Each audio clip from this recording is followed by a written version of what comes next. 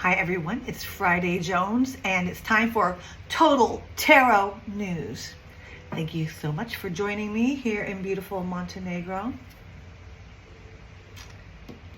You can tell Balkan by the art and the cat.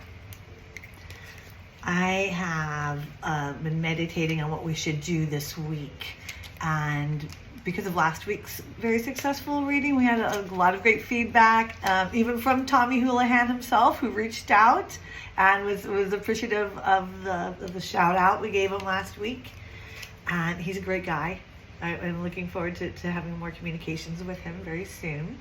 If you missed this, we read for Tommy Houlihan, the Catholic tattooer in Times Square. So the link's right there. All right, so let's progress on this Catholic fashion, especially since we have a new Pope in the news, shall we? Now, I'm a big fan of Pope Leo. I was a big fan of Pope Francis.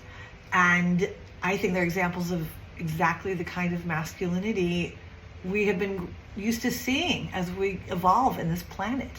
And suddenly there's a different kind of masculinity that maybe is not so heart-centered and other-centered. You know, we as humans are supposed to be the husbands of the world, practice husbandry on the earth. And husbandry technically means to look after, to take care of. So I'm just thrilled that Pope Leo seems to be taking the same tact moving forward. We certainly need to see more high-profile divine masculines coming through.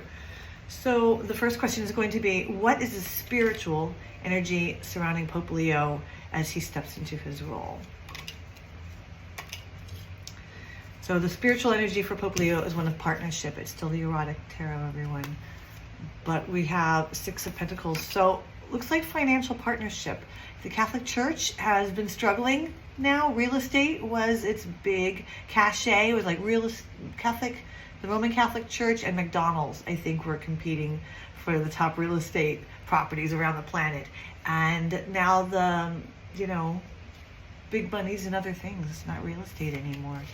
So it looks like the spiritual energy is offering, Pope Leo is offering a pragmatist's mind for the church moving forward. Feeling like probably you can't strangle off people who need your assistance. If you're a church, you should be bringing more people into your fold. And if you just have an old mentality in an old congregation, you're not going to attract the young, which need fresh vision and a future moving forward.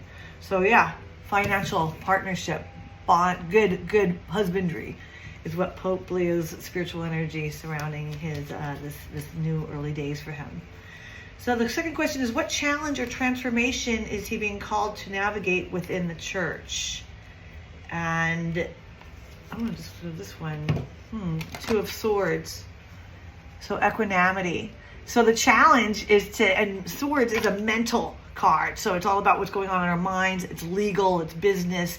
The imagery is something sharp, cutting the wheat from the chaff, as it were. We talk about how sharp mind. So think about swords and tarot is mental acuity.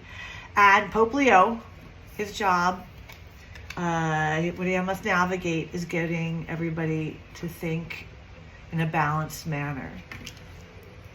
Male, feminine, yin yang, like above, so below. That's what his challenge is going to be, is finding equanimity in this very divided church, in this very divided planet. So good luck to Pope Leo. All right, last question. What legacy of divine masculinity might Pope Leo leave for the world?